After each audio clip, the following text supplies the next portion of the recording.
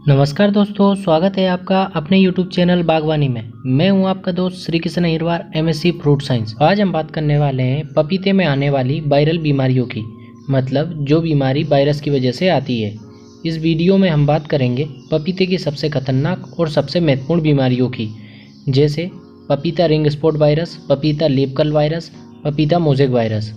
इस वीडियो के माध्यम से हम जानेंगे कि इन बीमारियों के लक्षण क्या क्या हैं, जिससे आप इन बीमारियों को आसानी से पहचान सकें और ये कैसे फैलती हैं और पपीते की खेती में कितना नुकसान करती हैं, और साथ ही साथ हम लास्ट में चर्चा करेंगे कि इनकी रोकथाम कैसे करें। अगर आपने हमारे चैनल को अभी तक सब्सक्राइब नहीं किया तो सब्सक्राइब कर लें और बेल आइकन को दबा लें, जिससे आपको हमारी वीडियो सबसे पहले मिलती रहे। तो चलिए शुरू करते हैं। तो हम बात करते हैं पपीता की सबसे खतरनाक बीमारी का, जिसका नाम है पपाया रिंग स्पॉट वायरस। इसको आप पपीता रिंग स्पॉट वायरस भी कह सकते हैं। इस बीमारी के शुरुआती लक्षण पत्तियों का पीला होना और वेंस, जिसको आप सिराएं कहते हैं, वह साफ साफ दिखाई देने लगती है। इस लक्षण के बाद पौधे की पत्तियां मुरझाने लगती है और इस मुरझाई हुई पत्तियों का एक झुंड बन जाता है। तने और शाखाओं पर गहरे हरे रंग की धारियां बन जाती है। बाद में ये लक्षण पपीते के फल पर भी दिखाई देने लगते हैं। पपीते के फल पर एक सी आकार की या सी शेप की रिंग बन जाती है, इसलिए इसका नाम पपाया रिंग स्पॉट वायरस रखा गया है। और इन धारियों को या आप इन सी शेप को देखकर आप पहचान सकते हैं कि ये पपीता रिंग स्पॉट वायरस है। जब फल पक जाता है तब भी ये रिंग फलों पर गहरे नारंगी और बैंगनी कलर की रूप में दिखाई देती है, और साथ ही साथ पौधे की बढ़वार रुक जाती है, पौधा छोटा रह जाता है और फलों की गुणवत्ता भी घट जाती है। इस बीमारी की वजह से पौधे की पत्तियां छोटी होने लगती है, जिससे पौधे की कैनोपी भी छोटी हो जाती है, और ये बीमारी पौधे के किसी भी अवस्था में आ जाती है। अगर पौधे में ये बीमारी शुरुआती अवस्था में आती है तो पौधे में फल नहीं लगते हैं। अगर फल लगते भी हैं तो वे छोटी अवस्था में ही गिर जाते हैं, और जब पौधे में वायरस का ज़्यादा इन्फेक्शन हो जाता है तो ये पौधे मर भी जाते हैं। अब बात करते हैं कि आखिर ये फैलता कैसे है। इस वायरस को फैलाने का काम एफिड्स करते हैं। एफिड्स छोटे छोटे रस चूसक कीट होते हैं जो स्वस्थ पौधे से रस को चूसते हैं, और जब वे स्वस्थ पौधे में वायरस को ट्रांसफ़र कर देते हैं तो वह पौधा संक्रमित हो जाता है। उसके बाद वह जब वापस स्वस्थ पौधे पर जाते हैं तो वह दूसरे पौधों को भी संक्रमित कर देते हैं। एफिड्स की बहुत सारी प्रजातियां होती है जो कि इस बीमारी को फैलाती हैं। ये एफिड्स इस वायरस को कुछ ही सेकंड में संक्रमित पौधे से स्वस्थ पौधे तक पहुंचा देता है, जिससे स्वस्थ पौधे में ये बीमारी डेवलप हो जाती है। रिंग स्पॉट वायरस और किसी कीट से नहीं फैलता सिवाय एफिड्स के।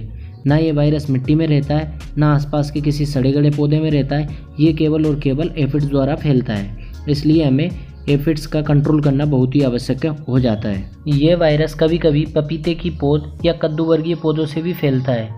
जब पौधा एक बार इस बीमारी की चपेट में आ जाता है तो इसको कंट्रोल करना बहुत कठिन होता है। इसको किसी भी कीटनाशक से कंट्रोल नहीं किया जा सकता, इसलिए शुरुआती टाइम से ही ध्यान रखना चाहिए, क्योंकि अगर इसमें ज़्यादा इन्फेक्शन हो जाता है तो इसका मतलब ये हुआ कि वायरस पौधे के अंदर चला गया है, और हम केवल और केवल हम वेक्टर को कंट्रोल कर रहे हैं। मतलब हम जो चीज़ इसको फैला रही है उसको कंट्रोल कर रहे हैं, मतलब हम एफिड्स को कंट्रोल कर सकते हैं। अगर हमने समय रहते एफिड्स को कंट्रोल नहीं किया और एक बार वायरस पौधे के अंदर चला गया, इसका मतलब है कि वह किसी भी कीटनाशक से फिर कंट्रोल नहीं होगा। इससे अच्छा है अगर ज़्यादा इन्फेक्शन हो जाता है तो पौधे को उखाड़ कर खेत से बाहर ले जाकर छोटे छोटे टुकड़े कर कर कहीं गाड़ देना चाहिए। अब बात करते हैं कि इसको कंट्रोल कैसे करें। अगर आपके पौधे में ज़्यादा इन्फेक्शन हो गया है तो आप पौधे को उखाड़ कर उसको खेत से बाहर ले जाकर छोटे छोटे टुकड़ों में काट कर किसी जगह गाड़ दें। अगर आप ऐसा नहीं करेंगे तो जब एफिड्स वापस उस इन्फेक्टेड पौधे पर जाएंगे तो ये स्वस्थ पौधे को भी ख़राब कर देंगे।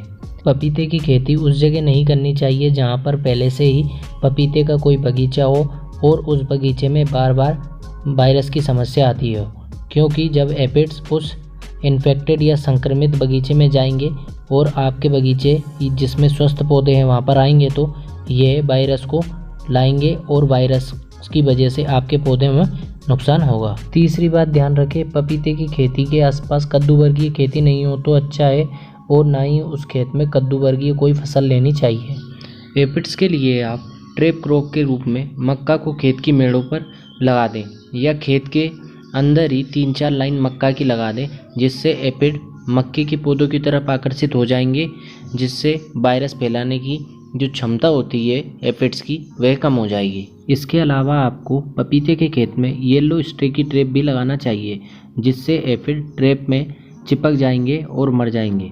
आपको 1 एकड़ में लगभग 4 से 5 ट्रैप लगाने चाहिए। मैं आपको इनकी जो लिंक है डिस्क्रिप्शन में दे दूंगा, आप इसको ऑनलाइन मंगा सकते हैं। इसके साथ साथ आप कीटनाशक का स्प्रे भी कर सकते हैं। जब आप पपीते की नर्सरी तैयार करते हैं तब आपको मिट्टी में carbofuran 3G 1 kilogram active ingredient प्रति हेक्टेयर की दर से डाल सकते हैं। उसके बाद जब आपकी पौध 15-20 दिन की हो जाए तब आप 15 दिन के अंतराल से 2 से 3 स्प्रे फॉस्फेमिडोन का 0.5 ग्राम प्रति लीटर की दर से छिड़काव कर सकते हैं। इनकी मैं आपको डिस्क्रिप्शन में लिंक दे दूंगा, आप ऑनलाइन इनको मंगा सकते हैं। अगली वीडियो में हम पपीते में आने वाली 2 अलग अलग वायरल बीमारियों की भी बात करेंगे, जिसमें हम पपाया मोज़ेक वायरस और पपाया लीफ कर्ल वायरस की बात करेंगे। तो आप उस वीडियो को ज़रूर देखें, मैं आपको लिंक डिस्क्रिप्शन में दे दूंगा, या आप आई बटन में जाकर उन वीडियो को देख सकते हैं। वीडियो देखने के लिए धन्यवाद। अगर वीडियो अच्छा लगे तो इसे लाइक करें, शेयर करें और कमेंट बॉक्स में कमेंट करें। अगर आपने चैनल को सब्सक्राइब नहीं किया है तो सब्सक्राइब कर लें और घंटी के निशान को दबा दें, जिससे मैं जो भी नया वीडियो अपलोड करूं उसका नोटिफिकेशन आपको मिलता रहे। जय किसान, जय विज्ञान।